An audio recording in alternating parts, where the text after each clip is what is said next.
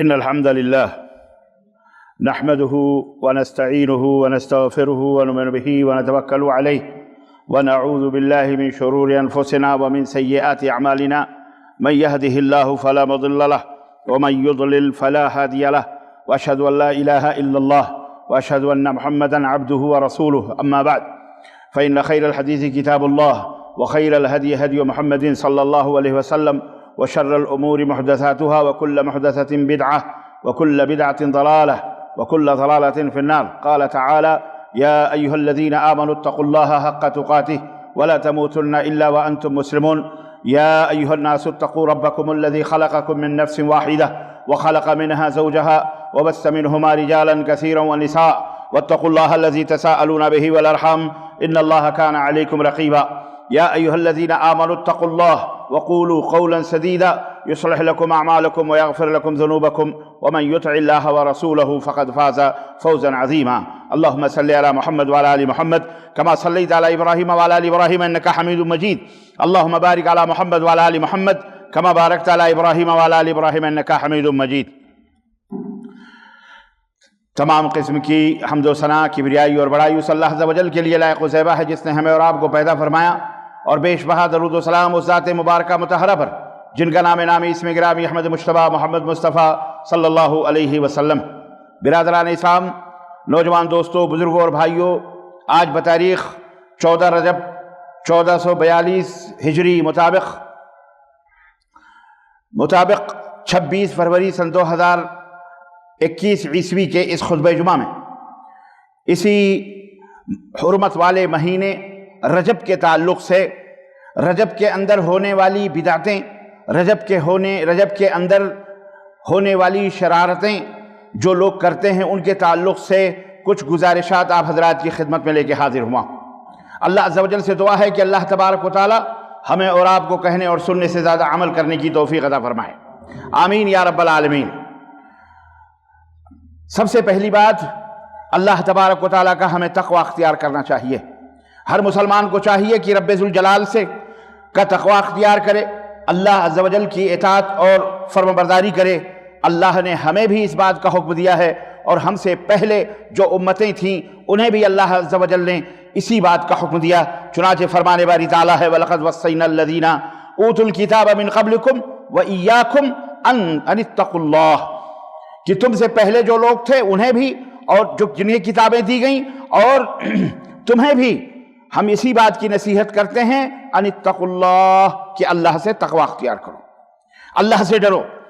برادران اسلام، اللہ عز و جل نے ہمیں بیکار نہیں پیدا فرمایا، ہمیں عبث نہیں پیدا فرمایا، بلکہ ہماری پیدائش کا کوئی نہ کوئی مقصد ہے. اور اس دنیا کے اندر اللہ عز و جل نے الذی خلق الموت والحیات لیبلوکم ایکم احسن عملا، یہ کہہ کر کے ہمارے مقصد وجود کو، ہماری پیدائش کے اور ہماری اس دنیا میں رہنے کی جو زندگی ہے، اس زندگی کے مقصد کو بیان فرمایا کہ جزا اور سزا کے لیے، آزمائش کے لیے تم کو ہم نے اس دنیا کے اندر پیدا کیا ہے، تاکہ تم میں اچھا کون ہے، برا کون ہے، اچھے عمل کرنے والا کون ہے، برا عمل کرنے والا کون ہے، اس کو بدلہ دیا جائے گا. اللہ عز و جل نے انسان کو مکلف بنایا ہے، اور اس کا جلد ہی جلد جن باتوں کا اللہ نے مکلف بنایا ہے اور جن باتوں کا حکم دیا ہے اس کا حساب و کتاب بھی اللہ جلد سے جلد ہم سے لے گا. چنانچہ ذرے سے ذرے کے برابر بھی جو بھی عمل ہوگا اس کا بھی حساب ہوگا، چاہے وہ برا عمل ہو یا اچھا عمل ہو. فَمَنْ يَعْمَلْ مِثْقَالَ ذَرَّةٍ خَيْرًا يَرَهُ وَمَنْ يَعْمَلْ مِثْقَالَ ذَرَّةٍ شَرًّا يَرَهُ، ذرے کے برابر بھی کوئی عمل ہوگا وہ بھی، اور برا یا اچھا سب کچھ قیامت کے دن اللہ عز و جل واضح فرما دے گا. اسی طرح سے اللہ تبارک و تعالیٰ نے ہم سب کو اسلام کی دولت سے مالا مال فرمایا. اللہ کے نبی کا جو سید العرب والعجم، سید الانبیاء والرسل ہیں، ایسے نبی کا ہمیں امتی بھی قرار دیا کہ ہمیں امتی بنایا تو سید العرب والعجم، سید ولد آدم، جو تمام کائنات کے سردار ہیں، ان کا ہمیں امتی بنایا.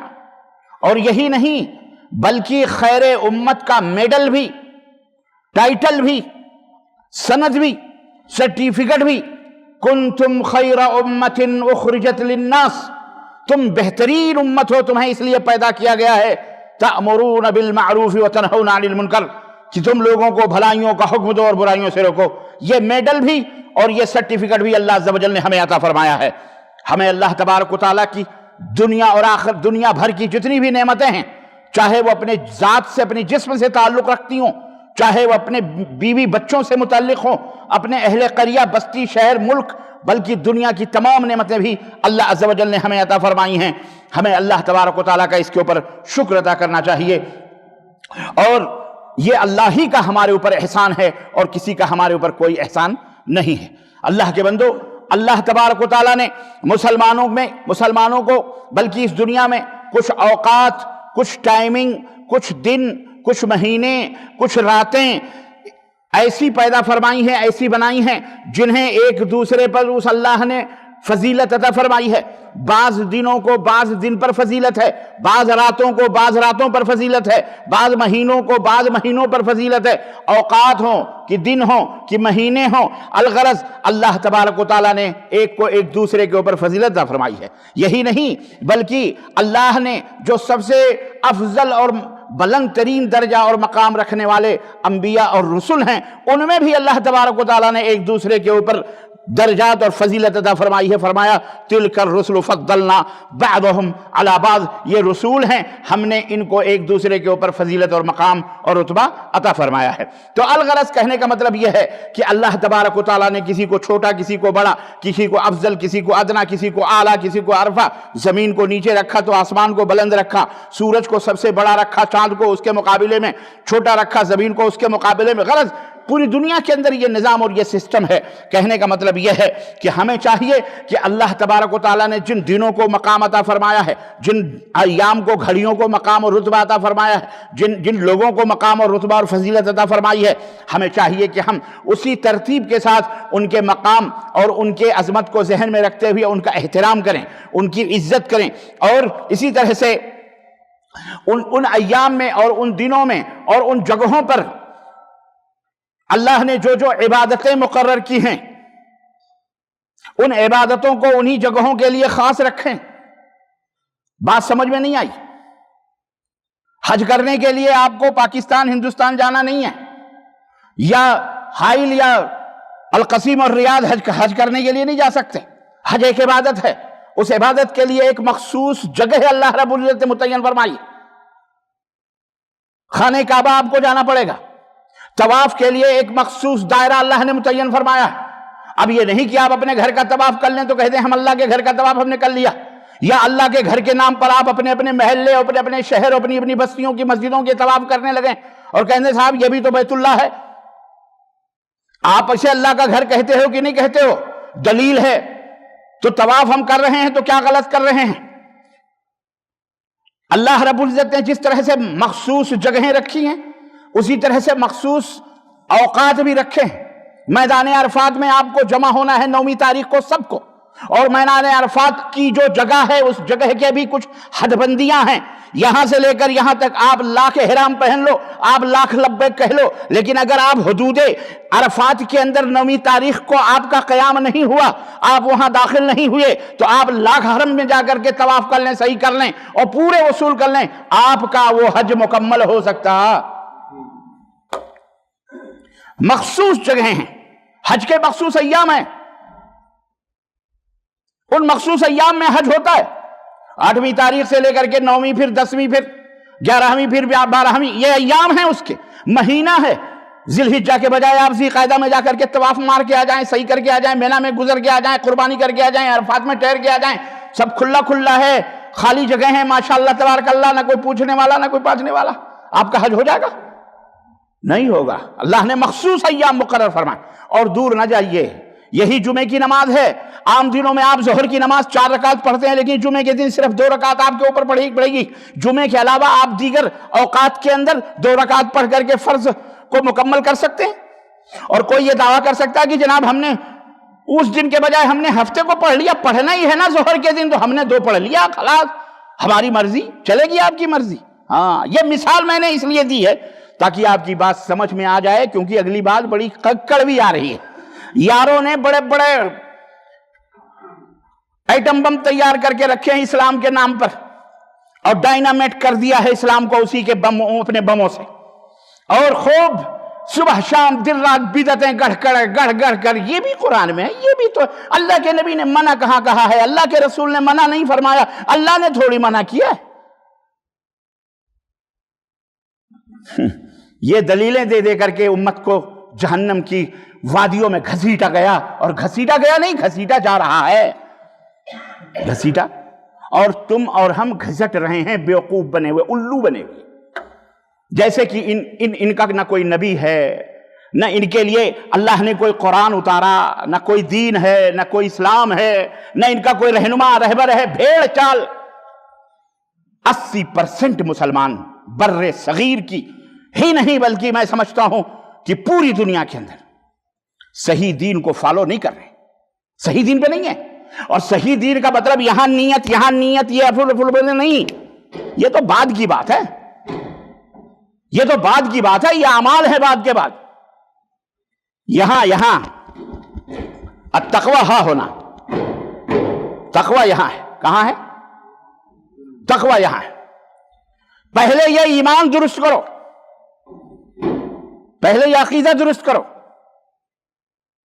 پہلے اسے اپنے دل کو، اپنے عمل کو اللہ کی محبت اور نبی کی محبت اور نبی کی اطاعت اور اتباع کے اوپر اسے راغب، اسے مجبور کرو۔ سمجھ میں بات آئی؟ تب جا کر کے نماز روزہ حج زکات کی بات آتی ہے۔ دل ہی جہنم بنا ہوا ہے، اطاعت اور اتباع اور اخلاص ہے ہی نہیں، پھر کچھ اس کا کوئی فائدہ نہیں ہے۔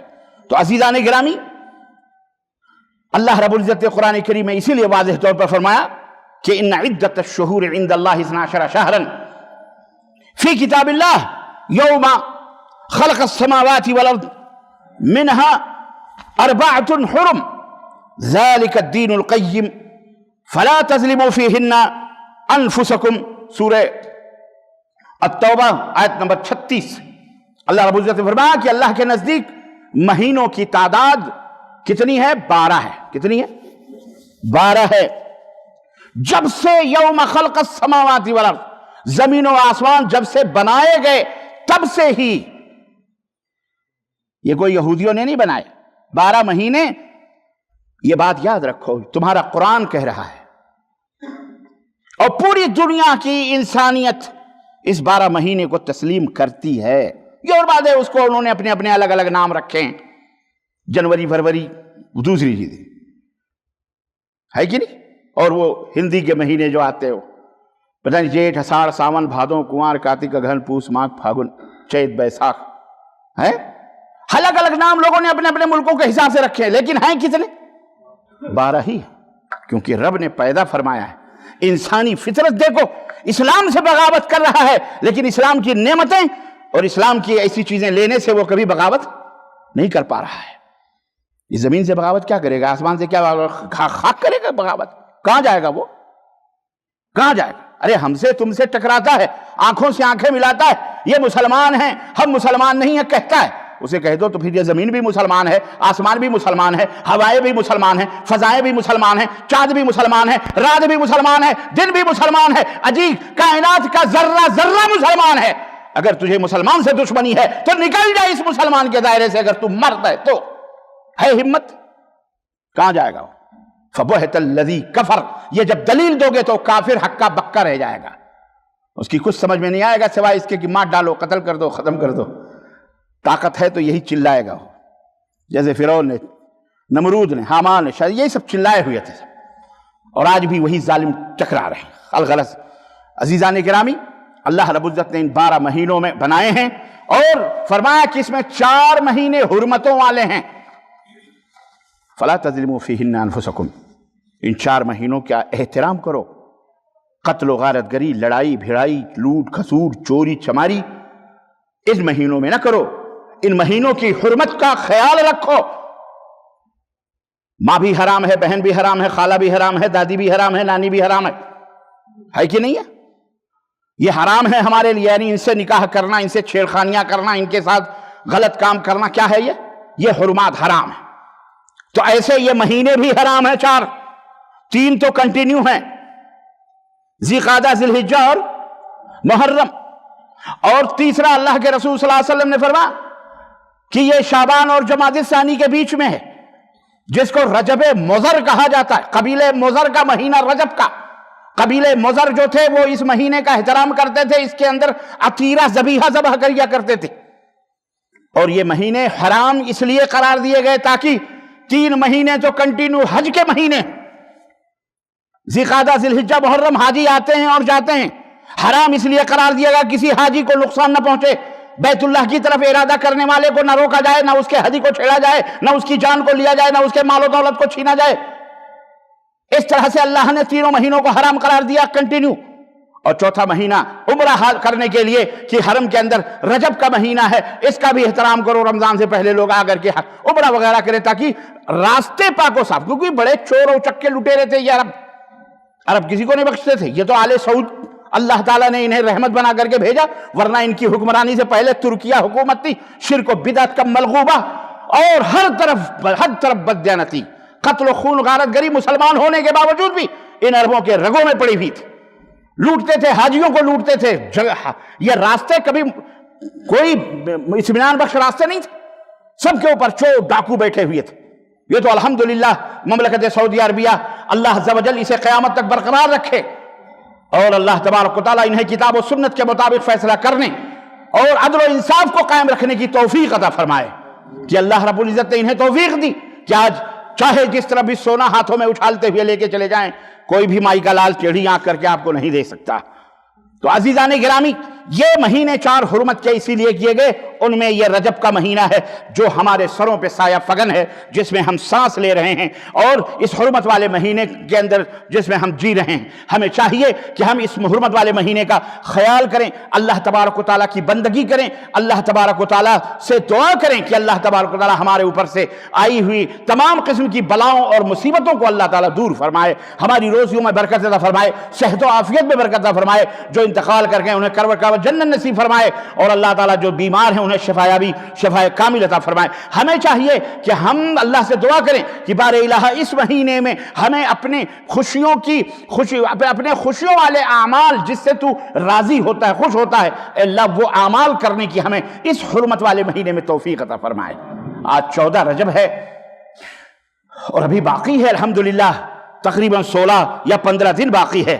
ایک بات کا میرے عزیزوں، ایک بات کا خیال رکھا جائے، اس بات کا خیال رکھیں، اور وہ یہ ہے کہ جن چیزوں کو اللہ نے عظمت دی ہے، جن چیزوں کو اللہ نے فضیلت عطا فرمائی ہے، جن چیزوں کو اللہ نے رتبہ اور مقام عطا کیا ہے، ہمارے اوپر ضروری ہے کہ ہم ان کی بھرپور تعظیم کریں، تکریم کریں، ان کا احترام کریں، ان حرمتوں کا خیال رکھیں۔ اللہ عز و جل نے قرآن کریم فرمایا وَمَن يُعَظِّمْ حُرُمَاتِ اللَّهِ فَهُوَ خَيْرٌ لَهُ عِنْدَ رَبِّهِ، کہ جو شخص اللہ کی احترام والی چیزوں کی تعظیم کرے، جسے اللہ نے محترم بنایا ان کی تعظیم کرے، تو یہ بات اس کے پروردگار کے نزدیک سب سے بہترین بات ہے۔ تو اللہ تبارک و تعالیٰ نے جسے محترم بنایا ہے اس کی عزت کرنا، ماں باپ کو اللہ نے عزت دی ہے، مقام دیا ہے، وَقَضَى رَبُّكَ أَلَّا تَعْبُدُوا إِلَّا إِيَّاهُ وَبِالْوَالِدَيْنِ إِحْسَانًا، یہ مقام ہے ماں باپ کو، ماں باپ کا رتبہ ہے، ہمیں چاہیے کہ ہم اپنے ماں باپ کا وہ رتبہ برقرار رکھیں، ان کی عزت کریں، ان کا احترام کریں، ہے کہ نہیں؟ اللہ نے ہمیں اپنی بیویوں کو ہمارے دل کا قرار اور سکون عطا فرمایا ہے کہ یہ تمہارے لیے قرار ہیں، یہ تمہارے لیے سکون ہیں، تو ہمیں چاہیے کہ ہم اپنی بیویاں جب ہمارے لیے قرار ہیں تو سکون ہے، انہیں ڈسٹرب زیادہ نہ کریں، ورنہ قرار اور سکون بھی ڈسٹرب ہو جائے گا، آپ کو بھی چین نہیں آئے گا، سکون نہیں آئے گا اسے ڈسٹرب کرتے ہوئے۔ تو جہاں جو ہے اس کو اسی حساب سے، ٹیڑھی ہے تو اللہ کے نبی نے فرمایا ٹیڑھی انگلی سے اپنا فائدہ اٹھا لو، کیونکہ عورتیں ٹیڑھی پسلی سے بنائی گئی ہیں، گھی کھانا ہے تو انگلی کو ٹیڑھا کرنا پڑے گا، تو ٹیڑھی کر کے نکالو، گھی کھا لو، بات ختم۔ تو عرض کرنے کا مطلب یہ ہے کہ اللہ نے جسے محترم بنایا ہے، مکرم بنایا ہے، اس کی عزت کرنا۔ اب سوال یہ پیدا ہوتا ہے کہ ہمیں عزت اپنی منمانی کرنی ہے یا کیسے کرنی ہے، یہ ایک سوال ہے۔ عزت، احترام، اکرام کرنے کا تو حکم ہے، لیکن ہم کریں کیسے؟ آئیے وہ بھی میں آپ کو بتاتا چلتا ہوں۔ اسلام کے 2 ارکان ہیں، کلمہ لا الہ الا اللہ، ایک کلمہ شہادت ہے، اس کے 2 جز ہیں، 2 حصے ہیں، ایک حصہ اخلاص اور للہیت پر مبنی ہے، اور دوسرا حصہ اطاعت و اتباع پر مبنی ہے۔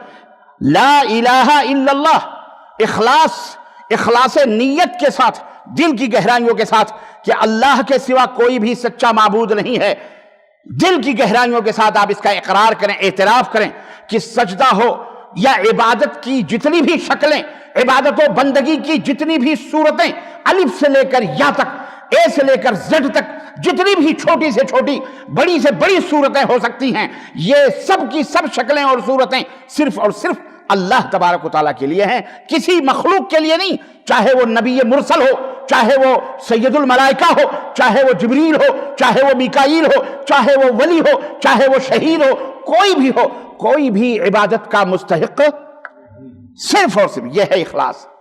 وَمَا أُمِرُوا إِلَّا أَن يَعْبُدُوا اللَّهَ مُخْلِصِينَ لَهُ الدِّينَ، لوگوں کو اسی بات کا حکم دیا گیا ہے کہ اخلاص کے ساتھ اللہ تبارک و تعالیٰ کی بندگی کریں۔ اور دوسرا جز ہے محمد الرسول اللہ، محمد صلی اللہ علیہ وسلم اللہ کے رسول ہیں، قیامت تک کے لیے ہیں۔ آپ کی اطاعت یہ نہیں سال بھر کے لیے تھی، یا 63 برس کے لیے، یا 23 برس کے لیے، یا 10 برس کے لیے، یا 20 برس کے لیے، یا 40 برس کے لیے، یا صرف صحابہ کرام کے لیے، یا صرف تابعین و تبع تابعین کے لیے، یا صرف عربوں کے لیے، سعودی عرب کے لیے، یا حجاز کے لیے، یا یمن کے لیے، نہیں، بلکہ قُلْ يَا أَيُّهَا النَّاسُ إِنِّي رَسُولُ اللَّهِ إِلَيْكُمْ جَمِيعًا، اے میرے حبیب آپ فرما دیجئے، اعلان کر دیجئے کہ اے دنیا کے لوگوں کہیں بھی رہتے ہو، پہاڑ کی چوٹی پہ ہو یا سمندر کے کنارے یا سمندروں کے اندر تم رہتے ہو، سنو میں سب کا رسول بنا کر کے بھیجا گیا، میں سب کا پیغمبر ہوں، تمہارا فرض ہے کہ تم ہماری اتباع کرو، اطاعت کرو، ہماری اطاعت، اور اللہ کو لاکھ مان لیں، آپ اللہ کے سجدے کریں، آپ کہیں نہیں بس اللہ ہی اللہ، اللہ ہی اللہ، لیکن اگر اس میں نبی کائنات صلی اللہ علیہ وسلم کی اطاعت نہ ہو، اتباع نہ ہو، نبی کائنات کی پیروی نہ ہو، یہ ساری عبادتیں تمہارے منہ پہ مار دی جائیں گی، ان کی کوئی اہمیت اللہ تعالیٰ کے ہاں؟ بات سمجھ میں آ رہی کہ نہیں آ رہی؟ عبادت بھی ہم کو کیسے کرنی ہے؟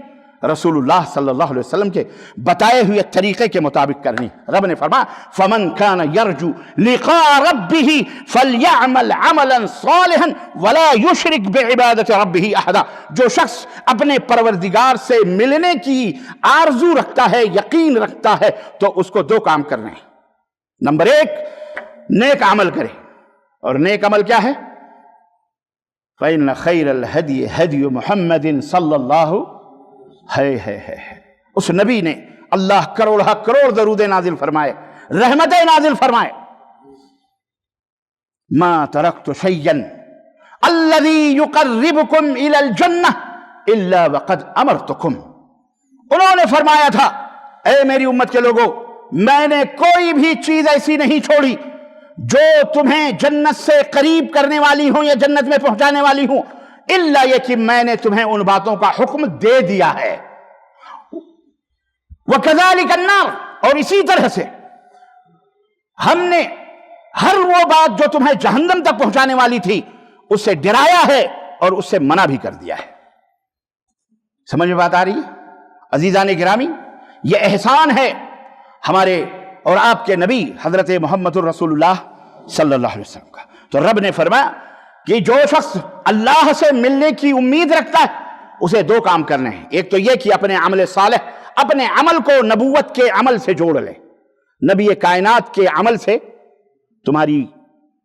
تمہارا ایمان، تمہارا عقیدہ، تمہاری نماز، تمہاری زکوٰۃ، تمہاری زندگی، تمہارا اٹھنا، تمہارا بیٹھنا، تمہارا مرنا، تمہارا جینا، تمہاری تجارت، تمہاری سیاست، تمہارا لین دین، تمہارا خرید و فروخت، تمہاری بیع، تمہاری سب محمد الرسول اللہ صلی اللہ علیہ وسلم کی سنت مطہرہ، سنت صحیحہ کے تابع ہو۔ اسی لیے یہ تو ایک الگ موضوع ہے لیکن میں اشارہ کر دیتا ہوں، اسی لیے اس پر دشمنان اسلام نے، بد دینوں نے، بد مذہبوں نے جو اسلام کا لبادہ اوڑھا ہے، اس سنت پر انہوں نے کافی ڈھکوسلے بازیاں کی ہیں، اس پر کافی حملے کیے ہیں، اس کو ٹارگٹ بنائے، کبھی صحابہ کرام کو برا کہتے ہیں، کبھی ان میں کیلے نکالتے ہیں، ہے نہیں؟ کبھی حضرت ابو بکر کو جھوٹا، کبھی حضرت عثمان کو غلط، کبھی حضرت عمر کو کافر، کبھی حضرت عائشہ کو، کبھی صحابہ کو، اور آج اب ہمیشہ سنت کو اسی لیے آپ دیکھیں گے کہ نبی کریم صلی اللہ علیہ وسلم کی سنتوں اور حدیثوں میں محدثین اللہ تعالیٰ انہیں کروڑ کروڑ رحمتیں نازل فرمائیں ان کے اوپر. انہوں نے جو دین کی خدمت کی، اللہ اکبر، ایک ایک جیسے مائیں چاولوں سے کنکریوں کو چن چن کر مائیں بہنیں بیٹیاں نکال کے باہر کر دیتی ہیں، ایسے ہی الحمدللہ الحمدللہ اللہ نے قیامت تک اس دین کو برقرار رکھنا ہے، چلنا ہے. ایسے لوگوں کو اپنے بندوں میں رکھا ہے کہ کنکریوں کی طرح ضعیف گڑھی ہوئی موضوع حدیثوں کو چن چن کر نکال کر کے باہر کر دیا ہے.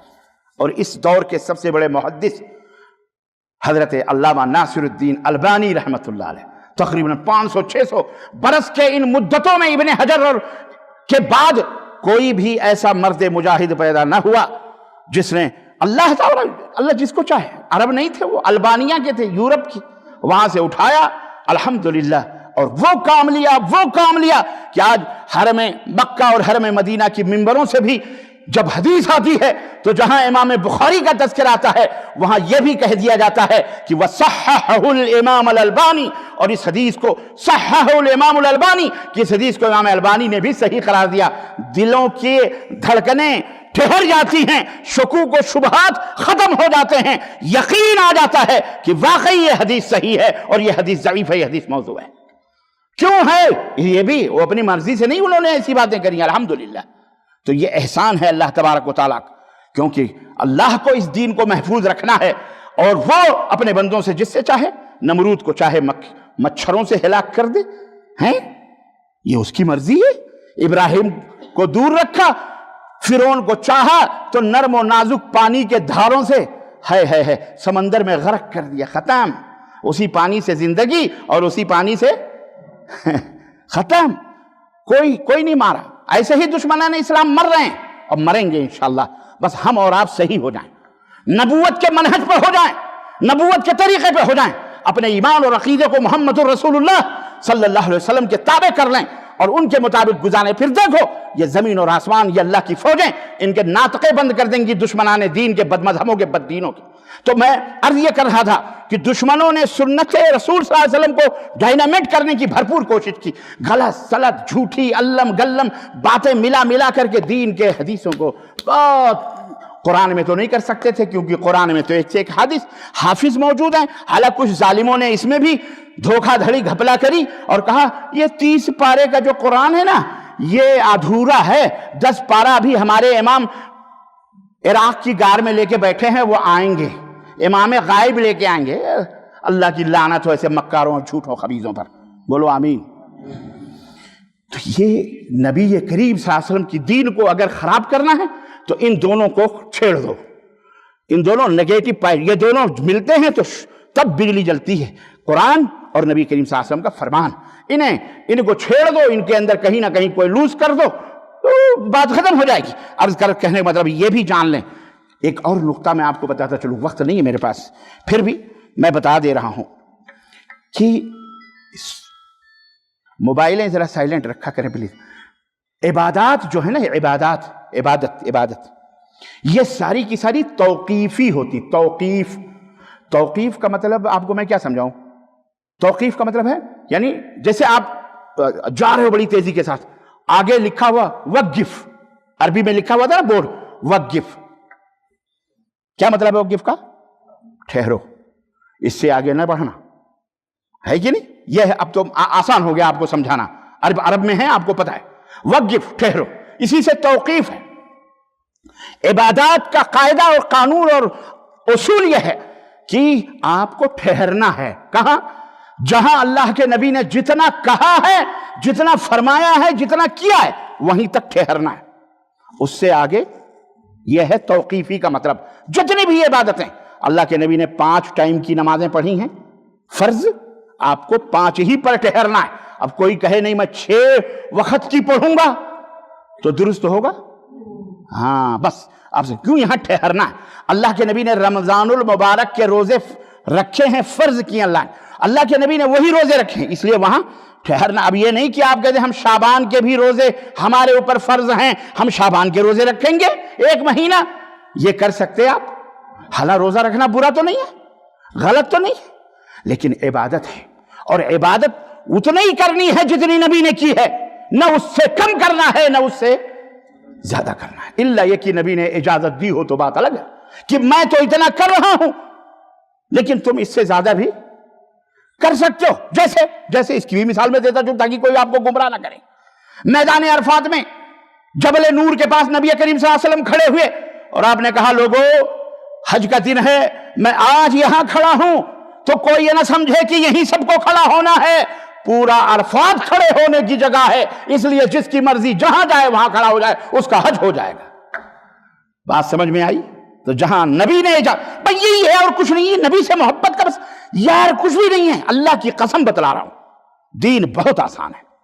یہ بدعتی ٹولوں نے، بد مذہبوں بددینوں نے شعر پڑھ پڑھ کر، نعت نبی کا نام لے لے کر، عشق رسول، عشق مصطفیٰ، قوالی، جادوگر، بھنگڑے ٹھنگڑے، یہ سب ذلیل لوگوں نے اسلام کو رسوا کر دیا، اسلام کے چمکدار چہرے کو واللہ گرد آلود کر دیا ہمارے ملکوں کے اندر۔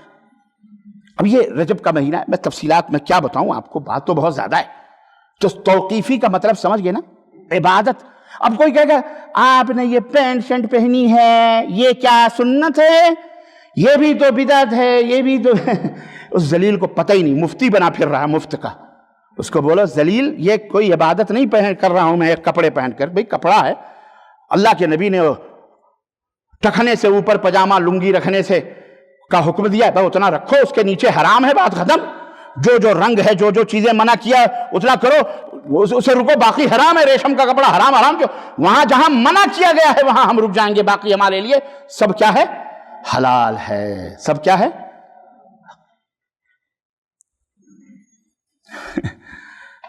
لیکن شیطان دائیں بائیں آگے پیچھے اوپر نیچے ہر طرف سے شک شبہات کے پہاڑ لے کر کے آ کے تم کو گمراہ کرے، کہے گا اچھا بھینس کھانا حلال ہے؟ کہاں لکھا ہے قرآن حدیث میں کہ بھینس کھانا حلال؟ نہیں سمجھ میں آتی؟ آئی نا؟ بھینس کھانا حلال ہے تو آپ کیا جواب دو گے؟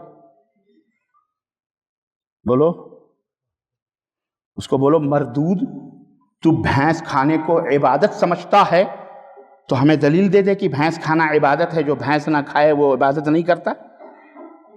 عبادت ہے تو دیکھتے ہیں ہم اس کی دلیل، عبادت نہیں ہے، یہ دنیاوی چیز ہے، تمہاری مرضی ہے کھاؤ، تمہاری مرضی ہے نہ کھاؤ۔ نہیں سمجھ میں بات ہے، یہ فرق کرو ذرا، سمجھو ذرا، یہ ممبر رسول اس لیے بھی نہیں ہے کہ رسم ادا کر رہا ہوں میں، آپ کو میں اپڈیٹ کر رہا ہوں، کوالیفیکیشن دے رہا ہوں، تعلیم دے رہا ہوں، تاکہ آپ کو سمجھ میں آئے، اطمینان کے ساتھ سنا کرو۔ بہت سارے لوگ دیکھو باہر آئے ہیں نماز پڑھنے، وہ ہمارے بھائی لوگ بازار لگا کے بیٹھے ہوئے ہیں، ان کو پتہ نہیں، جب یہاں اذان ہو جائے نا، یہاں جمعے کی جب میں آ جاتا ہوں ممبر پہ، سارے فرشتے رجسٹر لے کے یہاں آ جاتے ہیں، اس کے بعد جو آتا ہے شخص، اس کا نام رجسٹر میں نہیں لکھتے، وہ ثواب سے محروم ہو جاتا۔ اسی طرح سے اللہ کے نبی نے فرمایا کہ اگر کسی نے دوران خطبہ کسی کو کہا چپ، تو وہ بھی جمعے کے فضائل سے ثواب سے محروم کر دیا جاتا ہے، جو کسی کو منع کرتا ہے۔ ابھی ٹھک ٹھک ٹھک ٹھک کچھ کسی نے کرا اور سارے اسی طرح مڑ کے دیکھنے لگے، کوئی وہ کر رہا، کوئی وہ بول رہا، کب تک بتاتے رہے ہم؟ یہ جمعے کے اجر و ثواب سے محرومی۔ اور جو دکانوں کے اوپر سامان بیچ رہے ہیں باہر، سنو ہمارے بھائیوں، ان کا اذان کے بعد میں دکانیں نہ بند کرنا اور بیچنا، وہ جتنا کمائیں گے وہ حرام ہے، وہ خنزیر سے بھی بدتر ہے۔ یاد رکھو، تم نے کیا سمجھا ہوا؟ دین کو مذاق سمجھا ہوا، اپنی مرضی، اپنے باپ دادا کا دھرم سمجھا ہوا ہے، یا مولوی سے فتویٰ کٹوا لیا؟ یہ مولویوں کا دین نہیں ہے، یارش والے کا دین ہے۔ یاد رکھو، اپنی منمانی، اپنی مرضی نہ چلو۔ یا ایھا الذین اذا نودی للصلاۃ من یوم الجمعہ فاسعوا الی ذکر اللہ وذروا البیع ذلکم خیر لکم۔ اللہ نے فرمایا اذان کی آواز آ جائے، اللہ کے ذکر کی طرف دوڑو، وذروا البیع، خرید و فروخت چھوڑ دو، بند کرو، یہی تمہارے لیے سب سے بہتر ہے۔ خطبہ بھی ہوئے، اذان بھی ہو رہی ہے، دھوپ میں بیٹھے ہیں، بڑا دھوپ اچھا لگتا ہے، جہنم میں جاؤ گے بہت گرمی ملے گی، ساری چربیاں وہیں پگھل جائیں گی، اللہ نہ کرے۔ بڑی دھوپ سے محبت ہے، سردی کا بھی وہاں جہنم ہے، سردی ہے، کہاں جاؤ گے بچ کر؟ یہاں آؤ گے اللہ کے گھر میں، سجدے کرو گے، توبہ کرو گے، تب اس سے جہنم سے بچو گے اور جہنم کی سردیوں سے بھی بچو گے۔ اس لیے دکاندار جو بھی باہر ہیں، اللہ ان سے میں درخواست کروں گا اس منبر رسول سے کہ آئندہ جیسے ہی اذان ہو جائے اس سے پہلے ہی 5 منٹ اپنی دکانیں بند کر کے یہاں پہ آ جائیں، قبل اس کے کہ اللہ کا عذاب آئے اور پھر یہاں تم کبھی نظر بھی نہ آؤ دکان رکھے ہوئے۔ ہو سکتا ہے اللہ کی پکڑ آ جائے، کہیں سے بھی آ سکتی ہے، کچھ نہیں کہا جا سکتا ہے، تو 4 پیسے جو کماتے ہو اس سے بھی محروم ہو جاؤ گے۔ اللہ تعالی ہمیں نیک عمل کرنے کی توفیق عطا فرمائے۔ خطبے کے بقیہ حصے انشاءاللہ میں اگلے خطبے میں رکھوں گا۔ اللہ عز و جل سے دعا ہے کہ اللہ تعالی ہم سب کو نبی کائنات صلی اللہ علیہ وسلم کا سچا اطاعت کرنے والا فرما بردار امتی بنائے اور آپ سے سچی محبت کرنے والا امتی بنائے اور آپ کی تعلیمات مطہرہ پر، صحیحہ پر اللہ ہم سب کو عمل کرنے والا بنائے، ہماری نسلوں کو بنائے، ہماری بیویوں بچوں کو بنائے، ہمارے خاندان اعزاء اقارب دوست احباب کو بنائے، ہمارے وطن اور ہمارے ملک کے اور دنیا کے تمام مسلمانوں کو اور تمام انسانیت کو نبی کائنات صلی اللہ علیہ وسلم کا فرما بردار بنائے۔ آمین یا رب العالمین۔ بارک اللہ لنا ولکم فی القرآن العظیم ونفعني وإياكم بالآیات والذکر الحکیم، انہ تعالی جواد کریم ملک بر رؤوف الرحیم۔